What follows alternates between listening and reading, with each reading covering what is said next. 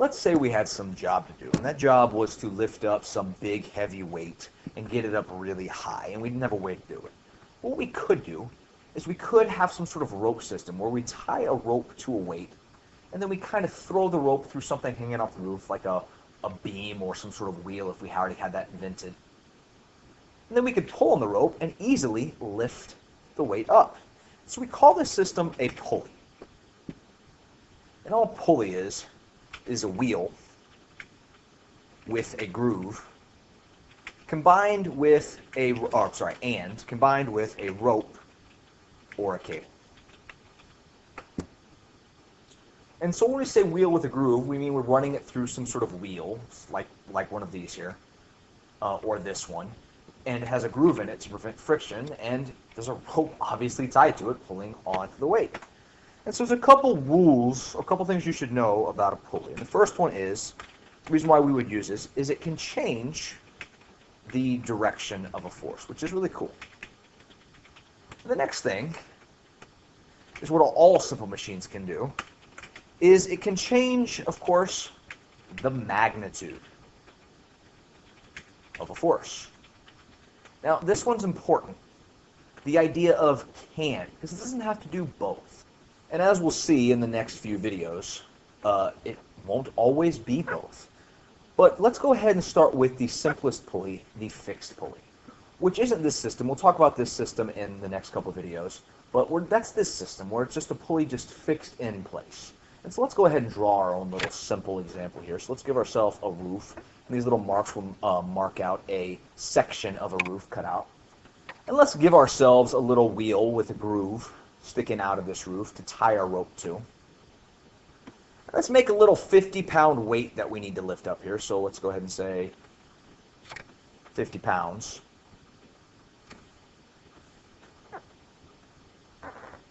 And let's tie a rope to it. And so we'll run this rope through our little pulley system here. Let's say I'm on the other end, Mr. Anderson here is on the other end, and he's pulling this rope down to lift that weight up. So if the weight's 50 pounds that I'm trying to lift up, we will call that the force resistance. And I'm pulling down with some force effort here, and we don't know yet. Let me ask you a question. If I pull down with a distance effort, so the effort, or the distance that I go, the distance that I pull, of 10 feet. My question to you is, what would be the distance resistance, or the distance my weight or my force resistance goes? So what is the distance resistance? And to answer this question, let's just take a look. Let's look at this example here. As you can see, there's sort of a 1-to-1 ratio. As the effort goes down, the load goes up at the same distance. So let's write this out.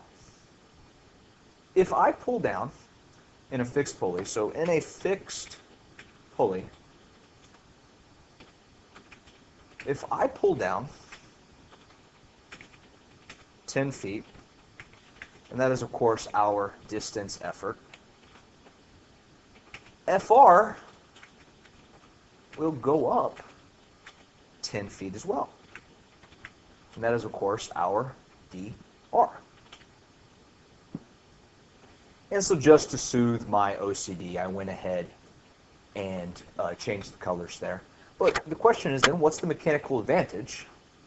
Well, that should be obvious, and since we're given two distances, we'll go ahead and use our I'm a deer equation. So IMA equals dE over dr.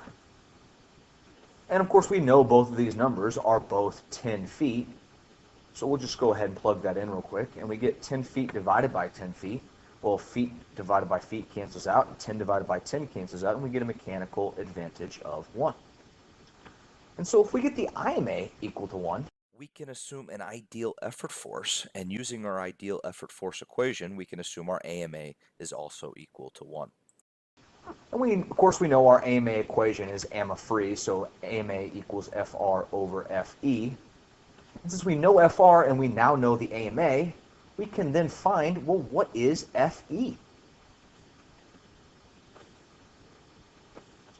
Well, if FR is 50 pounds, and the AMA, or the mechanical advantage in general, is 1, then we can go ahead and assume that if 50 divided by 50 is 1, so therefore Fe has to equal 50 pounds. In other words, I pulled down with 50 pounds of force, I lift up 50 pounds of force. And of course, this is all assuming we have an ideal effort force. Let's go ahead and write out the rules that we've sort of learned in this video. So first things first, in a fixed pulley, we learned that dE here equals dr, and we also learned that Fr equals Fe. And let's go ahead and write out this rule, assuming an ideal effort force. We also learned that the mechanical advantage, let me go ahead and fix that color there. The mechanical advantage equals 1, and that's true for the AMA. AMA equals 1, and the IMA equals 1. And again, this is all assuming an ideal effort force. The next thing we learned is there is no distance advantage. And there's also no force advantage. You might say, well, why are we using this system if there is no distance advantage and no force advantage? And hopefully it's become clear by now. It's because I can pull down to lift something up. In other words, we are changing the force, the direction of the force. And so this example is, of course, saying we pull down to lift up.